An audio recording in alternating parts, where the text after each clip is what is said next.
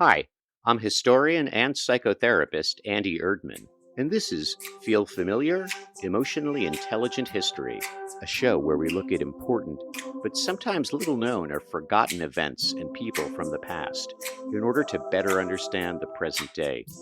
We'll also see how feelings, thoughts, fantasies, and ideas drive people to make history. There's more to history than what you've been taught. History repeats, it may or may not. Time's got baggage, we all do. Erdman's here to walk us through what, when, where, how, who. Feel familiar? Crack the spine, a time's old script. We're diving in where the facts have slipped. It's history told with wit and care, with ghosts and guests, no thoughts to spare. Who, what, why, how, where. Feel familiar?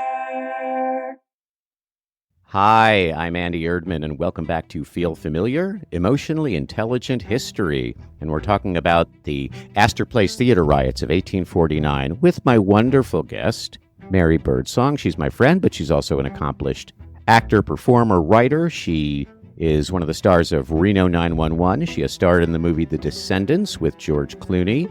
She was on Broadway in Fame Becomes Me with Martin Short, and she is in the hit HBO series Succession. If you want to follow Mary, find her on Instagram at MaryBirdsongOfficial.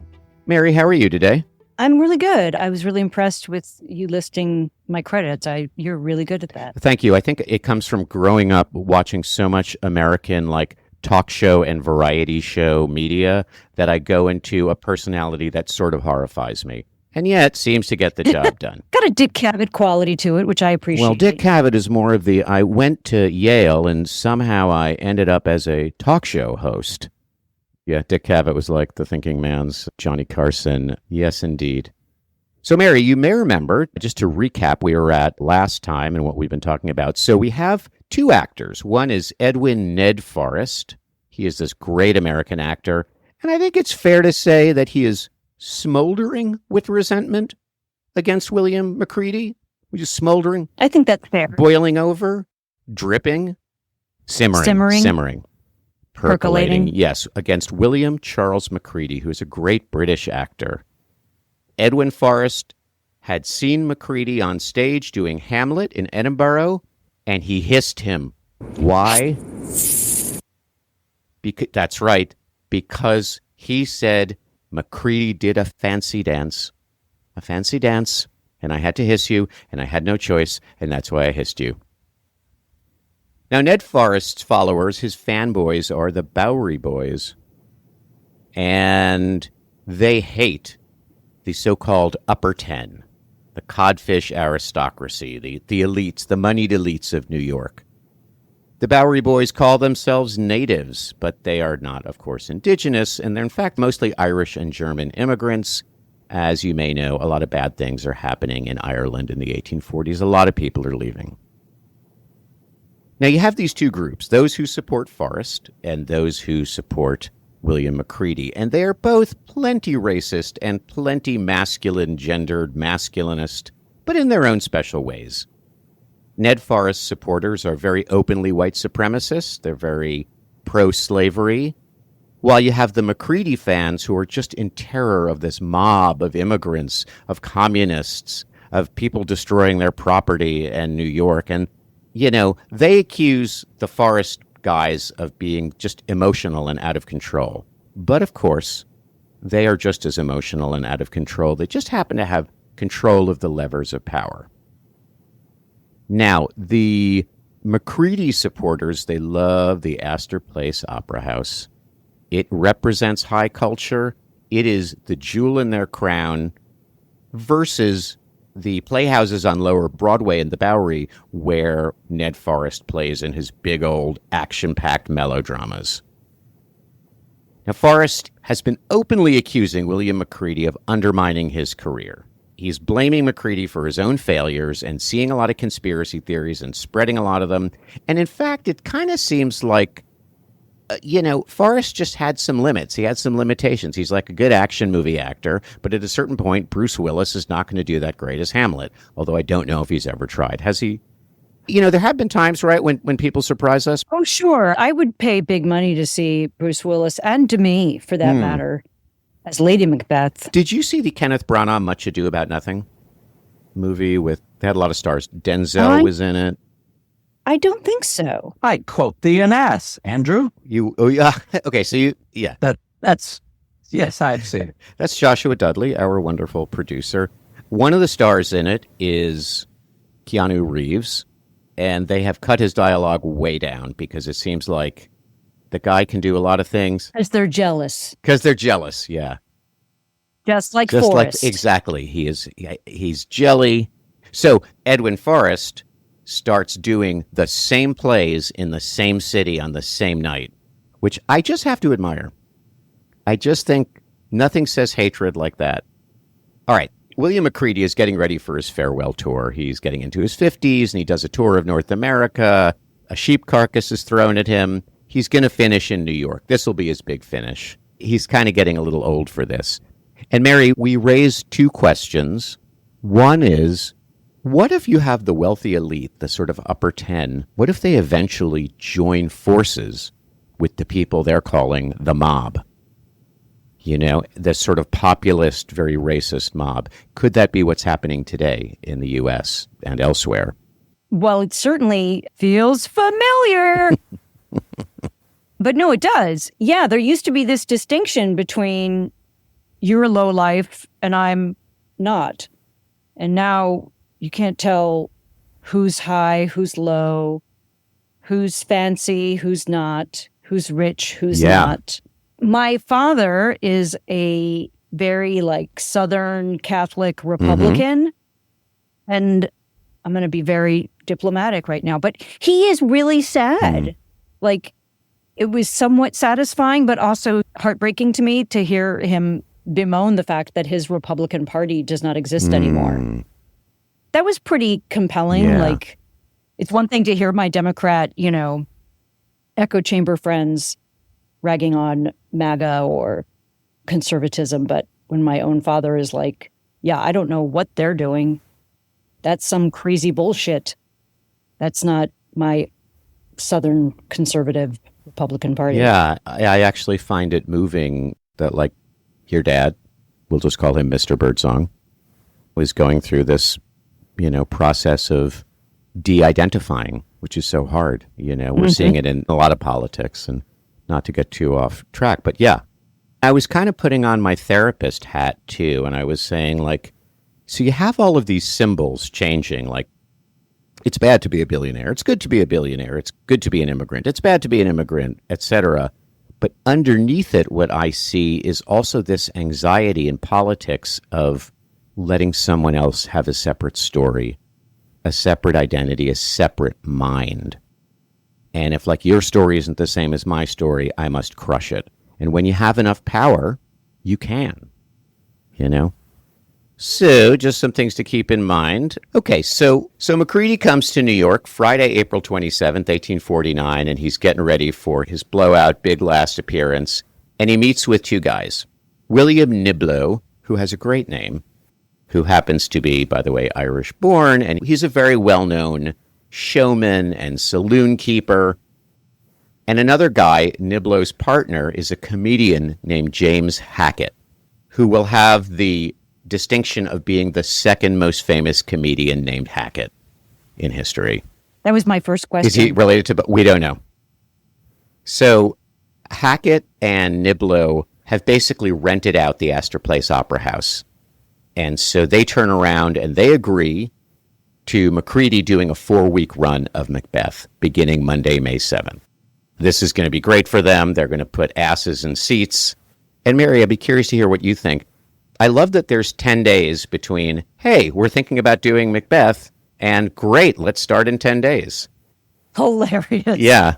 Amazing. Does it tell you, and I don't know if you've had experience in theater groups like this, that there are so many people who just know all the words, all the lines. There are fairly conventional ways of blocking it. It's sort of like asking a band to get together and play their 30 best songs. They kind of know it in their blood. Does that track for you? Does that exist today? Or does it seem possible being an acting person who's done lots of stage acting? I think back then, I could be wrong about this, but because there was so much less material and a common pool that they were drawing from, that could be very likely. That as an actor, you might train and you would have to know, 7 plays. Mary, when you've been on Broadway or you've done equity shows, how many weeks of rehearsal do you usually get from just the beginning of here's the script to curtain up? Oh, my goodness. I know when I did the Martin Short musical, which is called Fame Becomes Me, as you mentioned in the intro. I saw it. It was amazing. We thank you. We toured. We did, I think, a month in San Francisco. We did a month in Canada, 2 weeks in Chicago, and then came to Broadway. It was a developmental period where we were still, the show was not what they call locked or frozen. I see. Things were still changing constantly. Did that drive you nuts? Songs were being added and removed, and jokes were being removed and added, and whole set pieces were discarded. But the rehearsal period itself, I think, was maybe a month. Okay. Yeah, I'm not sure if that was a generous amount or not, because it was somewhat workshopped. Yeah.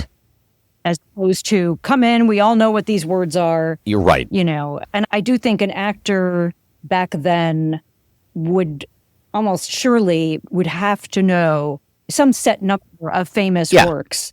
And they'd all be like ordering the same script from the same publisher and, It's funny. I'm tempted to ask you if it was crazy making when you're workshopping, like, this joke is cut, but here's a new song. Like, is it you just kind of roll with it, or did it make you crazy, or both? Or it's challenging, but I might be unusual in this. I love that, especially with theater, when you're doing something over and over and over and over again.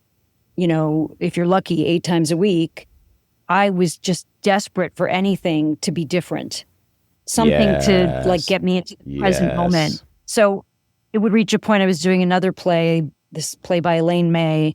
And I was losing my mind. And I think I'd only been doing it like a month. And I was like, I can't keep doing the same thing because I'm used to improv. And so I remember one night this giant plant in my character's apartment fell over. And I was like, hallelujah. I respond to that in real time.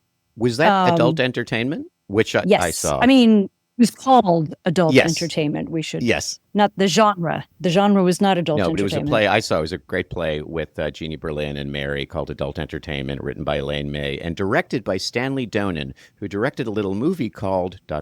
Mary? Funny Face. Singing in the Rain and Singing Funny in the Face, Rain. yeah. I don't know if it was Funny Face, but definitely Singing in the Rain and something with Audrey Hepburn. But yeah, he was just a total iconic movie musical legend. Director. And Danny Aiello was in it. That's right. As well. Who can forget Aiello? All right. So Monday, May 7th, things are getting ready for the beginning of Macready starring as Macbeth. Macready has no idea that there's a lot of grumblings and rumblings in the city. He's doing his rehearsals. He even goes and does a reading of Shakespeare for the kids at a school in Brooklyn. So, pretty standard stuff. Opening night, Monday, May 7th, 1849. He gets on stage, and all of a sudden he gets a face full of it. And there's a bunch of Edwin Forrest supporters who are in the audience, and they stand up and they cry out, apologize, trigger warning. English hog, go off the stage, you English fools. 3 groans for codfish aristocracy. They then throw a bunch of rotten eggs and pennies at him, and they throw something called asafoetida at him. Do you know what asafoetida is, by any chance? No. I was going to make a joke, and I'm not even going to go there. Asafoetida. You know what? I'm going to have the asafoetida. That comes with a balsamic vinaigrette. It's delicious. You will love the asafoetida. It's delicious. The only reason I know asafoetida is because I once did some Indian cooking, and used in slight traces, it is an ingredient. It's a very pungent, strong-smelling substance. Where you get it in bulk, Costco maybe. They got it. They threw it at him, and they yelled, 3 cheers for Ned Forrest. Then they left the theater, and they went and broke up a meeting of the American Anti-Slavery Society.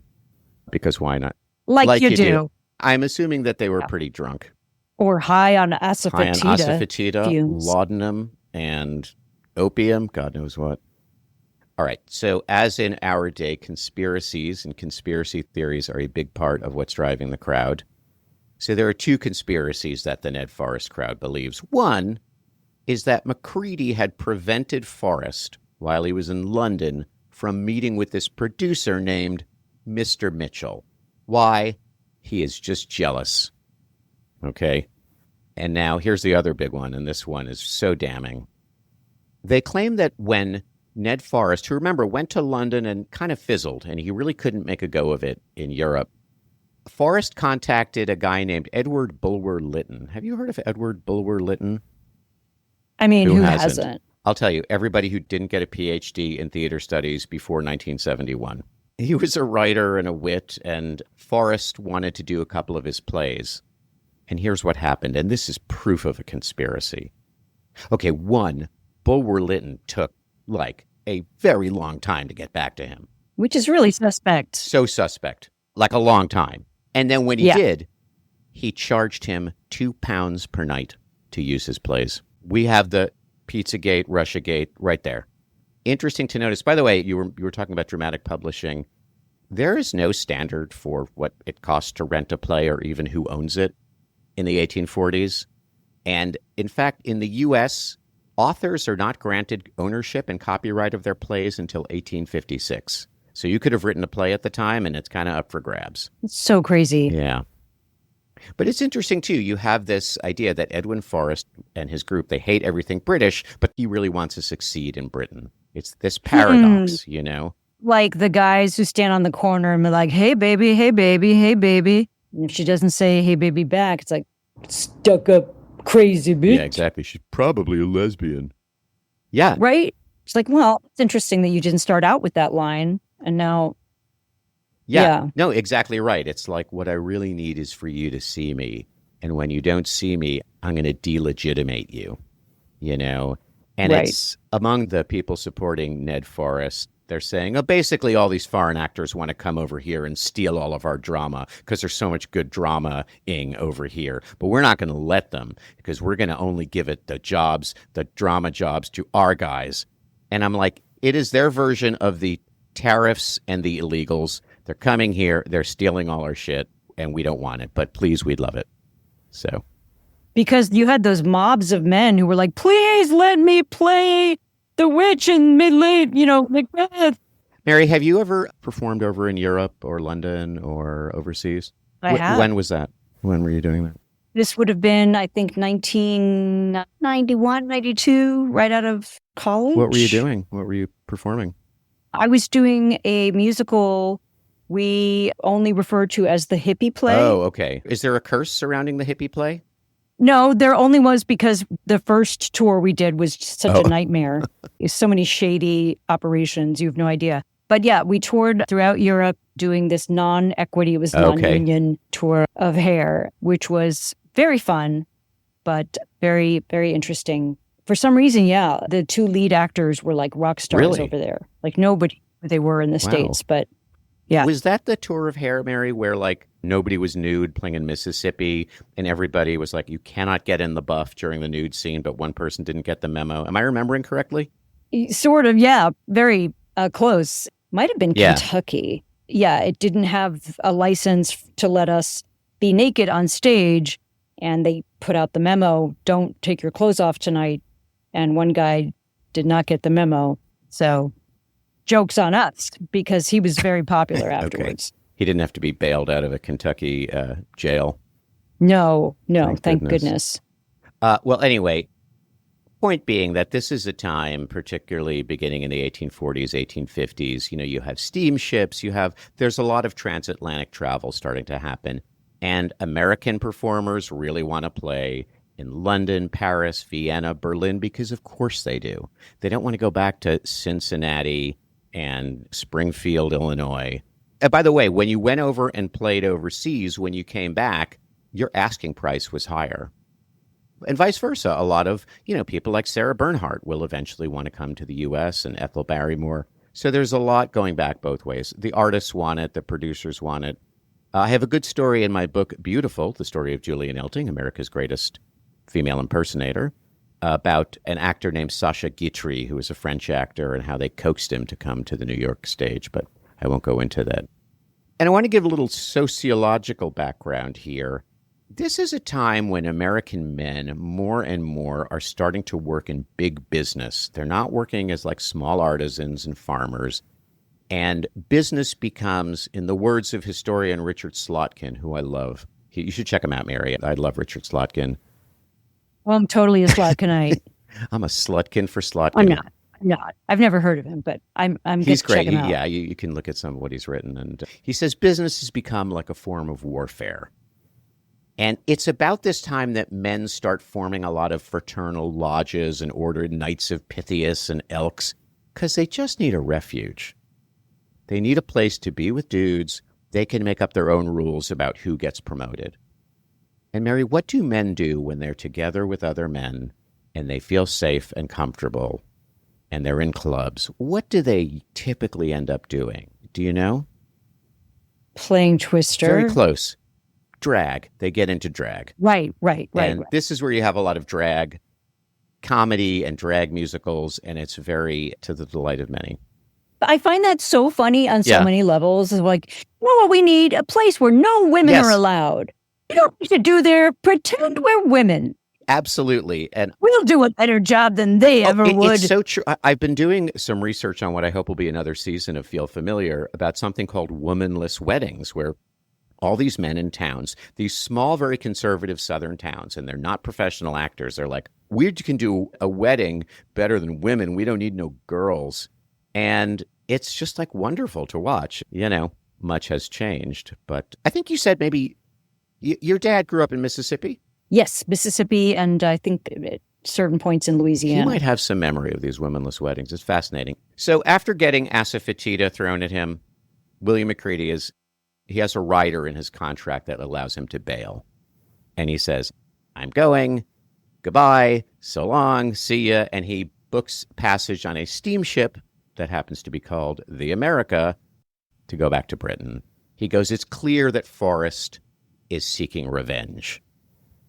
Ned Forrest is like, what, but me? No. In fact, he publishes a flyer. It's a card.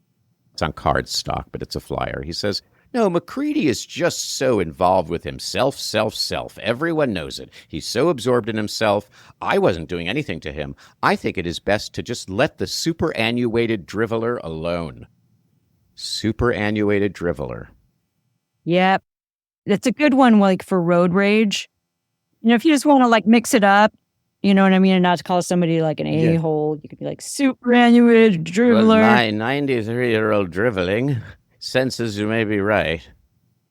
It would be satisfying. I like calling people things they don't understand. You know what I mean? It shocks them, but it also makes them think a little bit. Like, I disagree with you. I Googled what you said, and fair enough. I am aging and I drivel. All right. So now is when things take a crucial turn. Because Macready's getting ready to go. He's packing his bags, and a group of very prominent New Yorkers, led by Washington Irving, famous for the Legend of Sleepy Hollow, etc.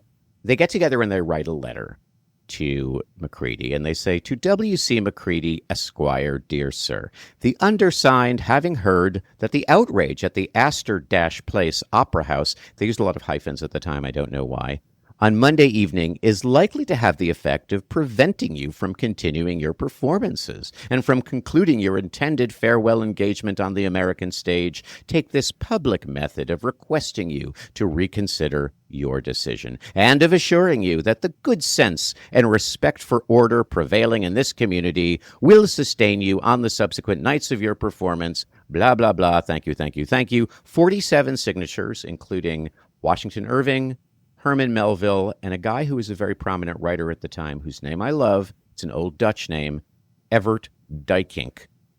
So Macready gets the letter. He's staying at the New York hotel, and here's what he writes back. I'd be curious to get your take on this. This is great. No, I've heard this before. Like, his greatest comeback ever.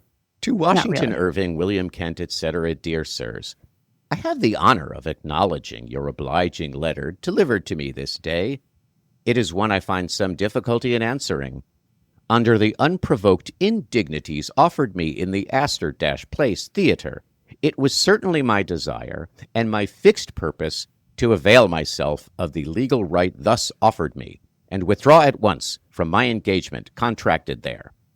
In leaving this country, which has been endeared to my recollection by long and strong attachments, I should not have done you the injustice of associating the American character with the ill deeds of persons unhappily too frequently to be found in any large community, and in the same spirit which would preserve me from a hasty and inconsiderate judgment upon the late occurrences, I assent to your request. Honoring and feeling grateful for the sentiment that has dictated, I remain, dear sirs, your most faithfully, W.C. Macready, New York Hotel, May 9th, 1849. What do you make of that, Mary? So it worked. Yeah, it did work. That's all it takes. You just have to be at the New York Hotel and have access to a well-circulated newspaper and a thesaurus, and that's all it takes.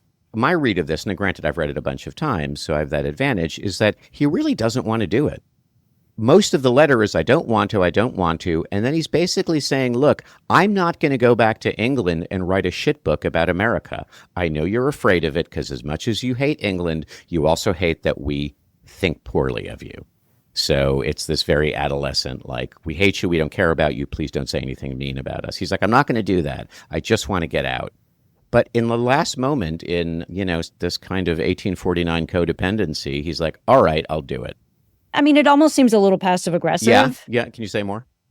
Just that, look, a lot of people say that you Americans are uncouth and uncultured because guys like this Forrest guy, which I don't agree. I'm not saying that. I don't believe that.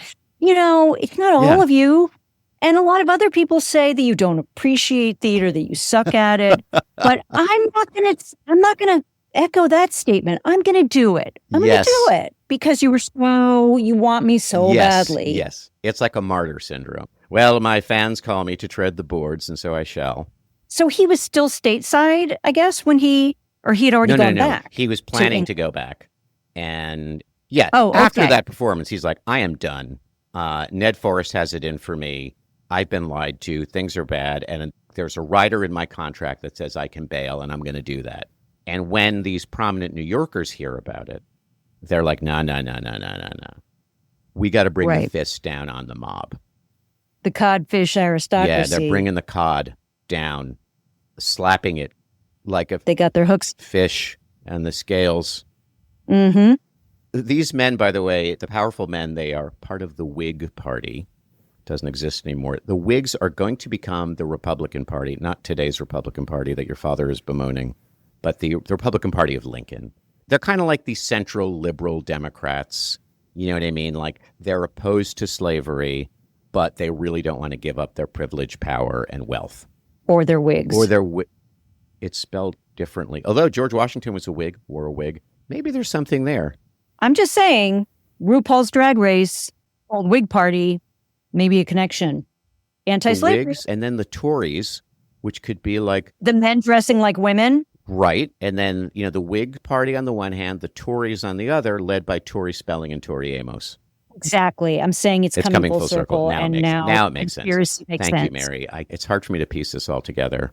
Sometimes it's good to have an outside eye to connect the dots, Andrew. The Whigs are very opposed to what Leo Hershkowitz, one of my favorite historians, describes as democracy gone wild, which sounds... Hershkowitz is no Slotkin. I'm sorry. I'm going to fight you on this. They're just different, Hershkowitz and Slotkin, all right. Both Jewish, that sounds like. Yeah.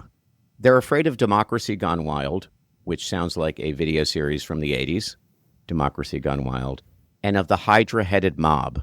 And the Whig Party in England, by the way, who they come from, are actually opposed to nobility and opposed to royalty, or they're in favor. So, every time you take on a name and then you change the platform, but they're afraid of immigration. By the way, just as an aside, the Whigs in the U.S. had absorbed the very powerful anti-Masonic party. There was a whole party who were opposed to the Masons. Do you know anything about the Masons, Mary? Does that strike a bell? Does it have any associations? I mean, I associate the Founding Fathers with the Freemasons. Yeah, exactly. And like sort of the deist crowd. Yeah. Like, we believe in God, quote unquote, but not your corny Christian God, some very intellectual... a better God. A smarter God. Yeah. A God who went to Princeton. A God update. Yeah. God premium. God God gold. Go up from God bronze. Yeah. I can only afford God bronze. Mm-hmm. But yes, the Masons, who are believed to be controlling society secretly, which they're not, but they kind of are, blah, blah, blah. It's just interesting. There's a whole anti-Masonic party, and the Whigs absorbed them. So. Plus, they had little aprons. I didn't know that. Yeah, they would wear them at ceremonies. Not all the time. Huh. Only when they were feeling frisky. Okay. George, what's under that apron? And it matches my oven mitts. Okay, so Macready gives in, and he says, all right, let's pick it up on Friday, May 11th. Just let's give things time to cool down. And everyone's like, no. You let it cool down, and the mob wins. And plus, Niblo and Hackett are very eager to get asses in seats. So they say, you're going to go back Thursday, May 10th. Don't worry. Everyone's on your side. You have this other iteration of masculinity, which is like, we're going to control everything. We can control society. We got the cops. We got the military. We got the mayor. Things are cool because we say it is. Like, we have money. We don't need muscle kind of thing. Yeah. And like, if you control all the official instruments, you control what people do, which is not true. People will resist, as we're finding out. Right. Anyway, these wealthy Whig politicians are saying they do not want the worst portion of New York messing around with them or their property. And Sarah Ahmed, who is a psychologist I've mentioned, she says, like, this is a time when property is really becoming associated with yourself, you know? Now, to be clear, there had been a history of theater riots in New York. In 1779, people in the gallery at the Theater Royal on John Street hurled what's described as missile pippins at the crowd. I don't know what missile pippins. I love missile pippins. Dude, we did missile pippins last week. It was insane. We totally threw missile pippins. By the way, lightly sauteed with a little butter, delicious.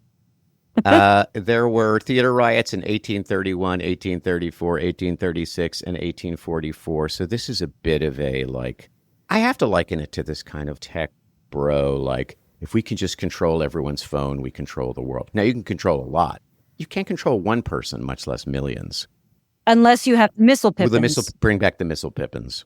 It sounds like a character from a sort of adaptation of a Dickens, like a musical. Mm-hmm. Missile Pippins. Get out, Missile Pippins. Mary, as you may know, the theater has long been held in suspicion by religious and government figures. Jean-Jacques Rousseau said that reason has no effect in the theater because you have a bunch of people who get together, they get whipped up into a frenzy. Let's assume most of them are drunk. Yeah, it's a potential for a riot starting. Napoleon, when he became emperor of France, he took tight control of the theater and he closed down all but 8 of them. And he very carefully controlled what could be performed in each theater. Like, you can do the real drama here, you can do light comedy there. And it's just kind of the way it was. Right. Meanwhile, the Bowery Boys and their lot are actively preparing for a scuffle. And they have put up posters that read as follows. Working men, shall Americans or English rule in this city? The crew of the British steamer have threatened all Americans who shall dare to express their opinions this night at the English Aristocratic Opera House. We advocate no violence, but a free expression of opinion. To all public men, working free men, stand by your lawful rights. Signed, the American Committee. I don't know if you caught that line about a British steamer. The crew of the British steamer have threatened all Americans. Yes. What do you think they're talking about? Is that the ship, the America, that carted Macready away? I think it's a non-existent ship that they claim is there. It's another conspiracy. There's a British ship. Maybe it's got its cannons pointed at New York. Maybe it's got soldiers on it, British Marines. But there's this, it's space lasers. Oh, yeah, missile pippins. Exactly. Could we benefit from a dramatic reenactment of the Bowery Boys reading this poster? Would you like to? Please. I think I would. Please. I think I'm Love to hear it. Okay.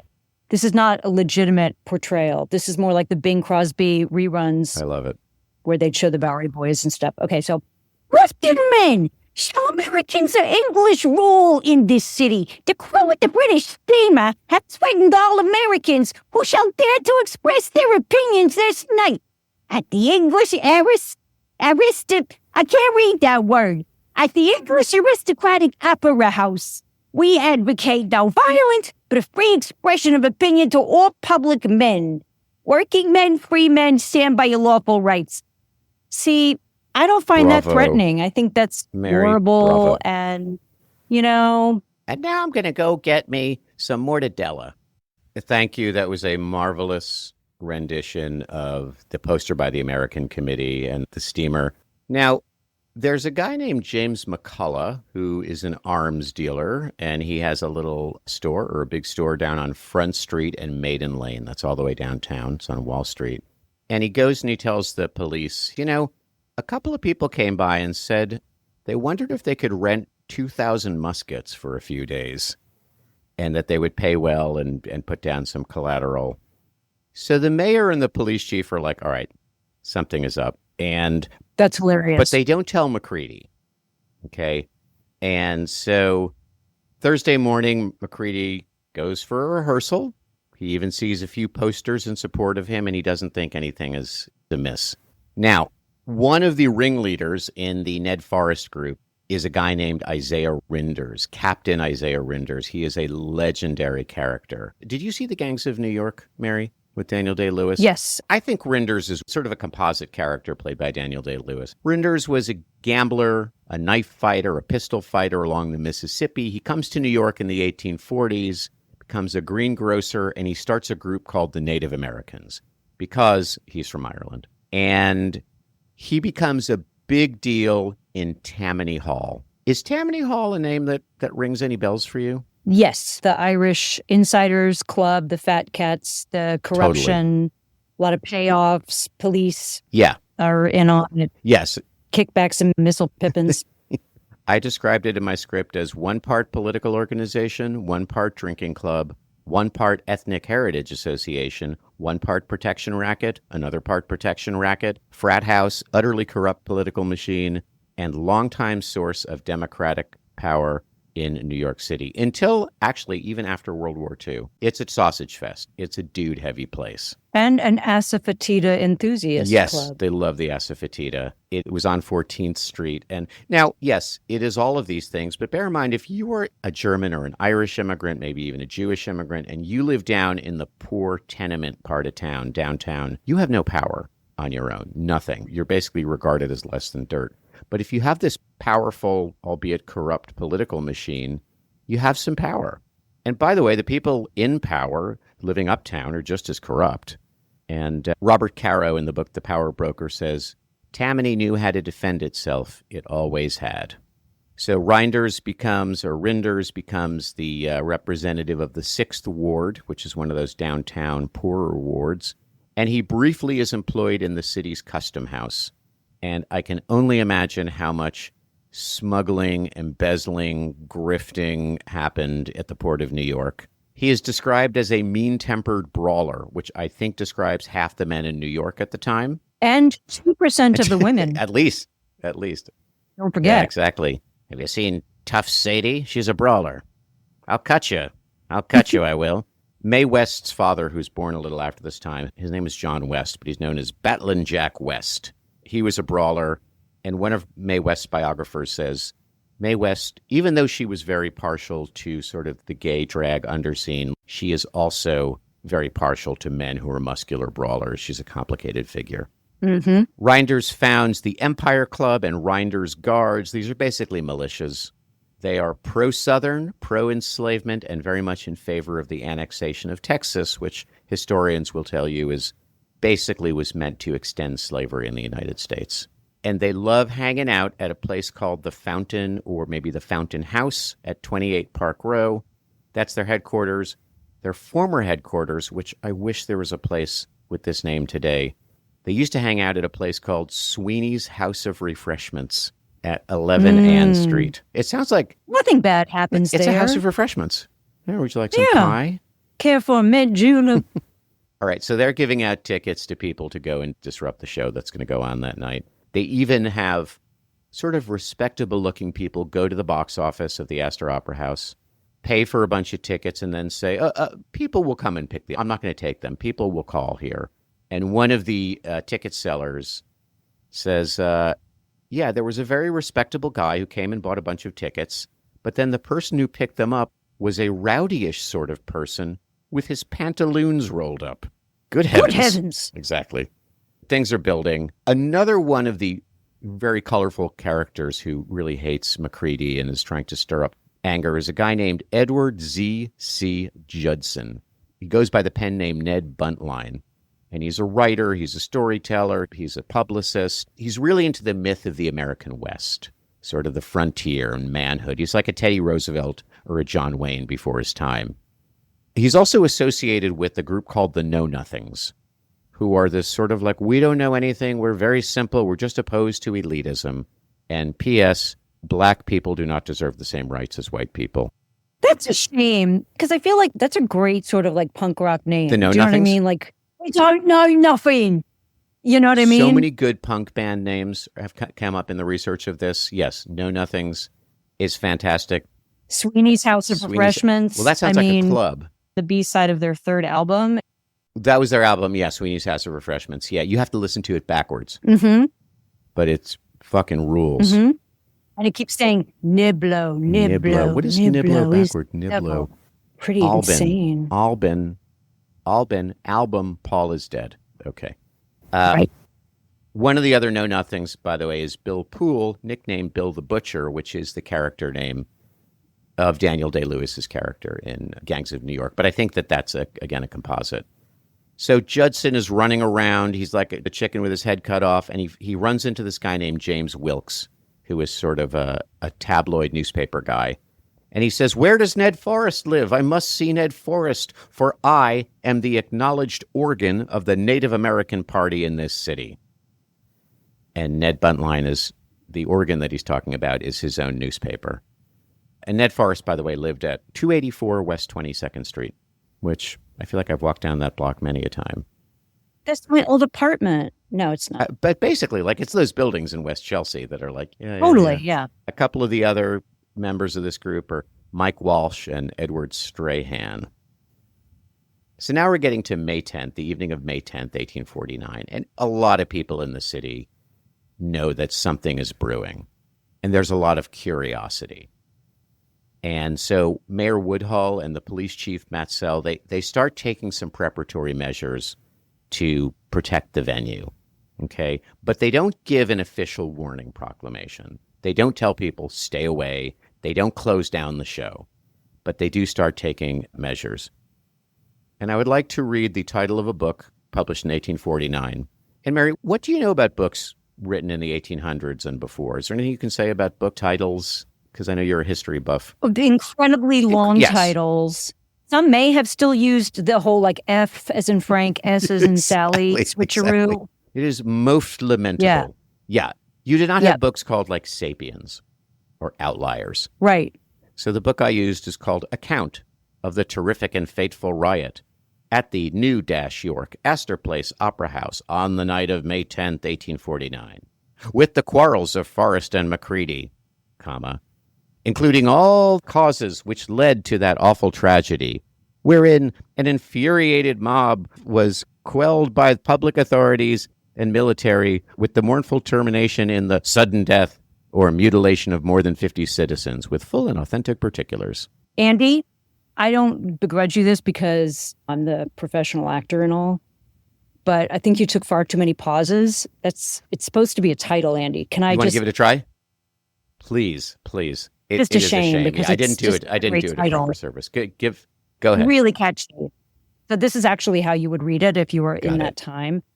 Account of the terrific and fatal riot at the New York Astor Place Opera House on the night of May 10th, 1849, with the quarrels of Forrest and Macready, including all the causes which lead to that awful tragedy, wherein an infuriated mob was quelled by the public authorities and military with its mournful termination in the citizen, with full and authentic particulars. But what's it about? I don't get it. Oh my God. It's about the terrific and fatal riot at the New York Astor Place Opera House. Excuse me. I'm working for the book on the terrific and fatal. Oh, yes. Do you find it right after the terrific and fantastic riot of the New York Astor Place Opera House on the night of May 10th, 1849, with the quarrels of Forrest and Macready? Wait a minute. I already read the account of the terrific and fatal riot of the New York Place Opera House on the night of May 10th with the quarrels of Forrest and Macready. Yeah, but this one's totally different, you guys. Josh I'm wins. sorry. I was He's thinking right. of the awful and lamentable events of the Philadelphia Opera House on the night of... Okay. Thank you for the reading. The original title of that TV show, Gossip Girls, was the account of the terrific and fashionable riot at the teeny bopper playhouse of... Like, So does this mean we're getting dumber and dumber and dumber, that we can only intake like one-word titles? For sure. For sure. Okay. I had written out If Eat, Pray, Love had come out in 1849. A young Connecticut divorcee's multifarious account of her travels in Italy, South Asia, and elsewhere by way of expiating her strong and lamentable feelings pursuant to a most unhappy marital terminus, which she subsequently slaked with pasta, spiritualities of the Hindus, and sometime erotic activity. I bet she'd like that. Okay. Now, I like that. The other way in which the New York elites, and Mary, this is going to, again, another trigger warning. Another way the New York elites are trying to downplay the violence in the air is by saying, things may be bad, but it's not like we're in Philadelphia. And I know you grew up not too far from Philadelphia. I know, but you can see. Oh, hon. Don't throw no hate at Philly. There must have been a sense that these are early Flyers and Eagles fans. Because yes. Philadelphia, they're like, well, Philadelphia is the scene of the most disgraceful outrages. And there had been riots. By the way, the mayor had actually closed the Chestnut Street Theater in 1825 when Edmund Kean was playing there. There's just a roving gang of hooligans called the Killers, which actually is a band name, just roving around and fucking shit up in Philadelphia. And a group of Philadelphians who actually come up to New York to see the riot, they're like, it's trifling. You want to see a real... Anyway, that's the story. Ain't got nothing on us, hon.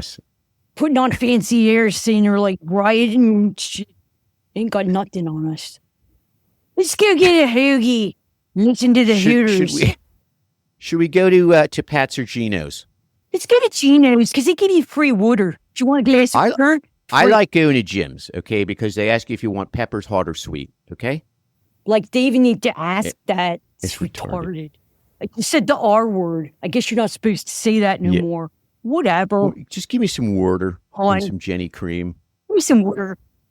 I love Philadelphia. I love Philadelphia, too. I really do. My brother went to college outside of Philly, and I have loved it ever since.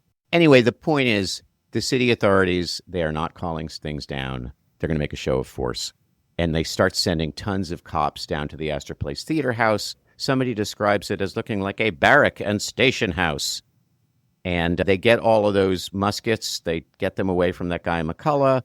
So you have cops inside, cops outside. And the police chief has about 900 policemen in the force. He doesn't send all of them, but he sends a bunch. And there's a group called the Order of Patriotic Americans who have 1,500 men and 6 cannons. This is sabotage by the Macreadys. They're out. Clearly. There's a fear that there's this mob army that's going to break out, that there's militias with cannons and guns, and there are, but at the same time, the official authorities are really getting ready to clamp down. So they're just about to destroy the Astor Place Theater? There's going to be, Mary, I don't want to tell you what's going to happen, but there is a book that's called The Account of the Terrific and Fatal Riot at the New York. Enough said. I just pictured like that guy who wrote the book, like he had a typist, who he was dictating to, and just every time she thought he was done, he'd think of another like thing to put a semicolon in front of her. Feed my aging mother. Yeah. Oh, you know what? Wait, put this in. He was known as Mr. Claus. So yeah, no spoilers, but I guess fingers crossed, Astor Place. All right, so we'll leave it there. Ned Forrest is having some trouble abroad. He's blaming William Charles Macready. Macready does Macbeth in New York, gets some asafoetida thrown at him. People are like, get out of here, you foreigner. Washington Irving and other people are like, no, stay. So Macready will decide to stay and do Macbeth again, and things are going to get better. I'm totally kidding. They're going to get much worse. Anyway, thank you for listening, and hope you'll join us for our next episode. In the meantime, have a great day, everyone. Take care. There's more to history than what you've been taught. History repeats, it may or may not. Time's got baggage, we all do. Erdman's here to walk us through what, when, where, how, who. Feel familiar?